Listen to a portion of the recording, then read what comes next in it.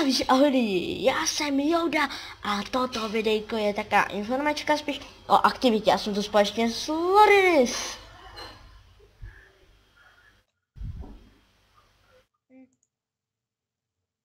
Ahoj! Sakra.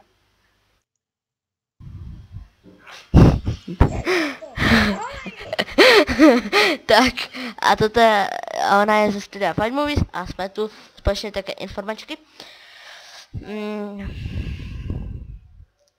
Ta informačka je spíš o té aktivitě, jelikož jste viděli, že jsme dali trailer na film Laboratoř a ještě nevyšel ani jeden díl, protože pár herců není moc aktivních, takže a Frachlic, což je můj brácha, ten tam nebude teďka skoro vůbec, protože se něco stalo a nemůžeme to nějak vyřešit.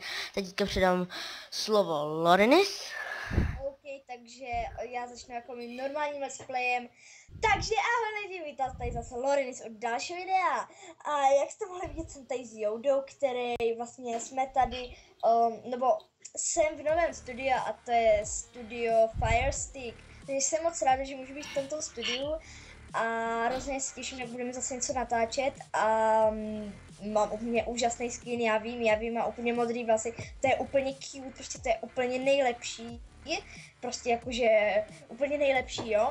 No a vlastně tahle informačka je teda o tom, že prostě, jestli jste neposlouchali, tak to máte prostě blbý, a je prostě o tom, že o té aktivitě a takže tohle videjko bude i na mém kanále, takže rozhodně můžete dát odběr našemu studiu Firestick a pak ještě studiu Fight Movies a i studiu TNT a předám zase slovo našemu miláškovi Youdovi. No. Děkuji. Takže, jak jste slyšeli Lorinis, tak tohle o aktivitě i na jejím kanále. Asi, že určitě, možná. Asi určitě. Jelikož my teďka máme v plánu natočit film, neřekneme vám nic. Jedině řekneme název. Upíři z Lubin. No. To, kdo bude upír, to si můžete namyslet. Takže vám chceme poděkovat za zhlédnutí videa. Její video bude v popisu. A určitě moje video bude zase v jejím popisu, určitě, že jo. Jo. Ne.